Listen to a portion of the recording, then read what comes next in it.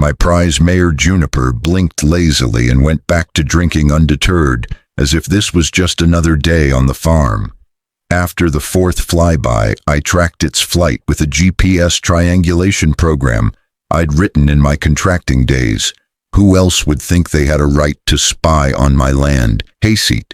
Days later, a laminated HOA notice arrived, accusing me of impeding community operations and threatening fines. If I interfered with her air surveillance systems, I nearly laughed. But the next morning, 2 drones appeared, one circling my house, the other hovering over my workshop as I was testing a radio chip for a blackout drill. Its lens zoomed in on my circuit board. That was the last straw. I opened a hidden compartment in my shed, dusted off a crate labeled Portable Signal Interference Unit, and activated it. I hadn't used it since my last foreign mission, but I've kept its license. Current old habits die hard. The jammer was legal on rural land under federal agricultural exemptions, and as Cynthia's drones made another pass, I locked onto their frequency. A beep confirmed the target, then silence. One drone crashed into the pig pen, where my boar Brutus smashed it into the muck. The other spiraled, clipped my workshop gutter, and crashed onto the chicken coop, sending feathers flying.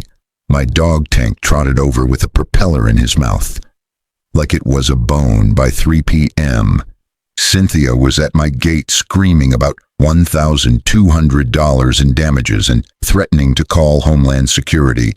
I held up my jammer license and a copy of FA Rural Airspace Rules. She didn't read them, just grabbed a wrecked drone, yelled, "You'll pay for this," and stormed off, leaves stuck in her hair.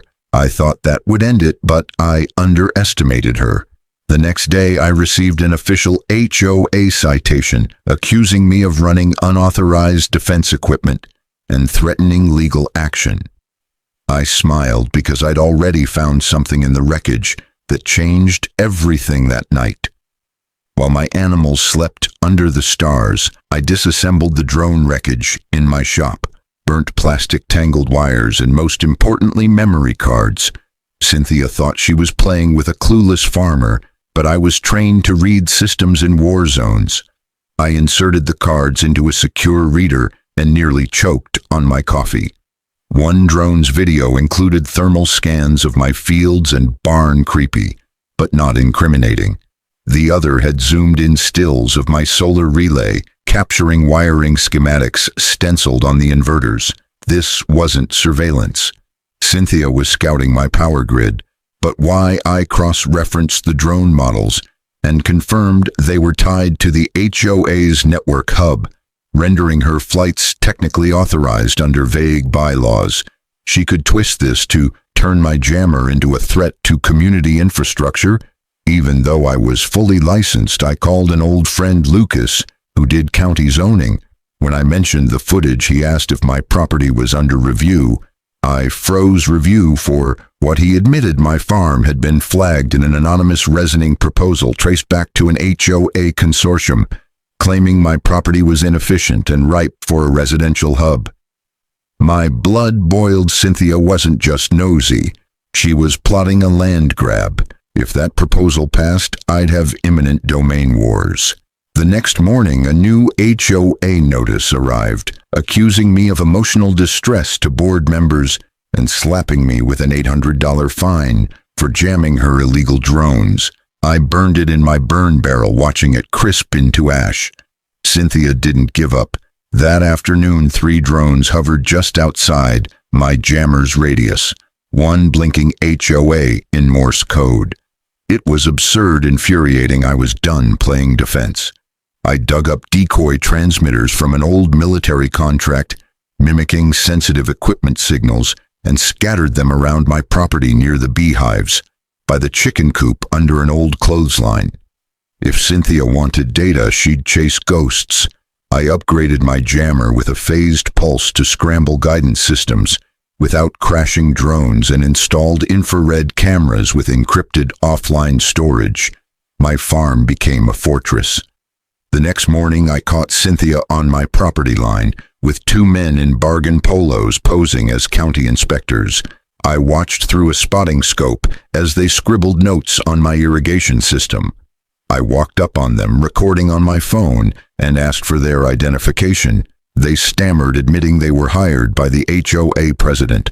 I cited trespassing laws and mentioned my sonic alarms. They fled. Cynthia glared from her hedge, and I waved, saying, "Tell your drones to stop buzzing my horses, it's getting old." That evening a package came, no return address, just a USB drive and a note. "Thought you'd want this. Be careful." It had a folder labeled Cynthia's Files full of HOA emails and memos.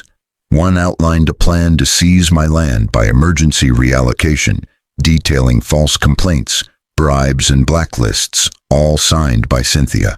The war was on. Rain poured the next morning, thick and heavy, but I was in my workshop soldering a beacon onto an old decoy drone. It pulsed a false signal to lure Cynthia's next drone.